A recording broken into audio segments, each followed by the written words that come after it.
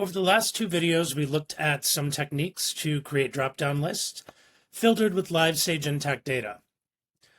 So last time, what we saw was taking those drop-down lists to the next level and using values from Sage Intacct based on our SI expand GL history function, which means that those drop-down lists would contain only values that have activity for the period that we've chosen.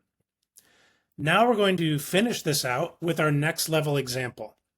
And that's going to take what we've done in the past two videos, and we're going to expand on that even further by showing the capability to add your own on-the-fly groupings for your GL accounts and dimensions, which you do not have to create or maintain in the ERP.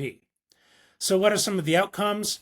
Most of the outcomes you've already seen, but a new outcome that you're going to see here is that your groupings will self-adjust.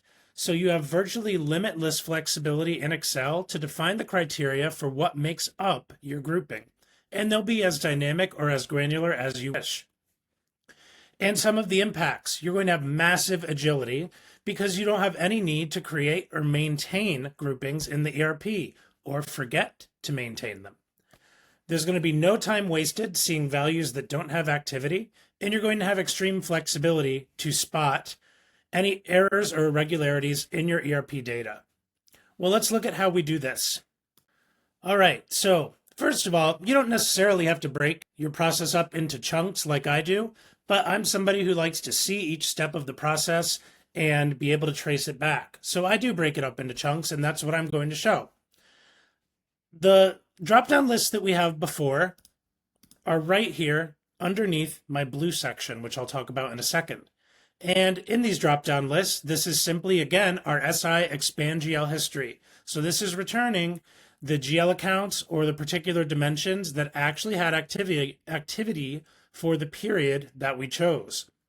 The layer that we're adding on here now is to create our own groupings based on GL account dimensions that actually had activity. And how do I do that? There's a lot of techniques. You can really do it however you want in Excel. But one way I've found to do this is by simply filtering the data that's coming from my array, which is fed, of course, from live Sage Intacct information. So for instance, I have here looking for all my GL accounts and joining them together with a Velixo range expression, which is a semicolon. So that means all my accounts that have activity, I can select those in one shot. Or maybe I only want asset accounts. Well, I've got, again, standard Excel formula functionality to say, well, all my asset accounts start with 1, so give me everything that starts with 1 that appears in this list down here, and so on and so forth to define each of my groups. Then when I get to a grouping to create maybe only my locations or only my departments that have activity, we see the same technique in play here. Right, so I'm looking at all of my department IDs from this list down here, and I can even take something out. For example, I'll say I don't want to see if it's a null. Right, so I can very quickly and easily create that grouping criteria.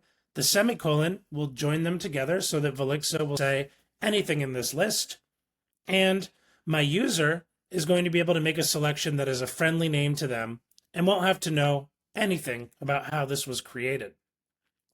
So I said I like to break this into chunks. Reason being, if you scroll to the right, what I like to do is leave this here as a nice, easy input area for people so they can create their groupings on the fly. And then either on a separate tab or off to the right, like I've done here, I use simple Excel functionality, again, standard formulas to stack together the expressions and the drop-down choice that people are going to see. Right, so through combination of HStack and VStack, which are standard functions, I can create these groupings which will maintain themselves and automatically flex as I make different selections.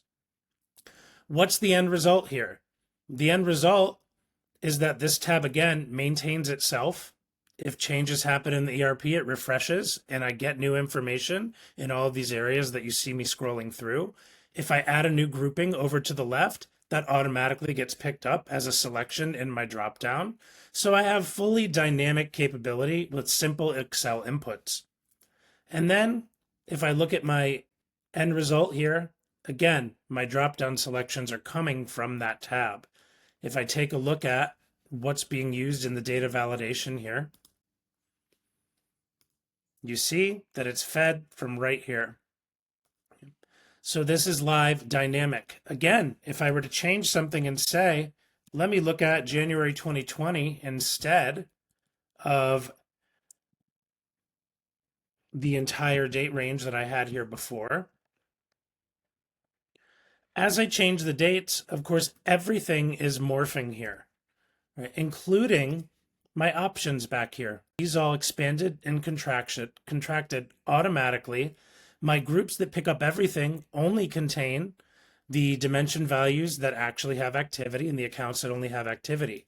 All of this happens in the back end after a one-time creation of the logic that you want to use. It does not get much more flexible than that. So if you want to learn more about this or learn how to do this, feel free to reach out and contact us. And we look forward to hearing from you soon.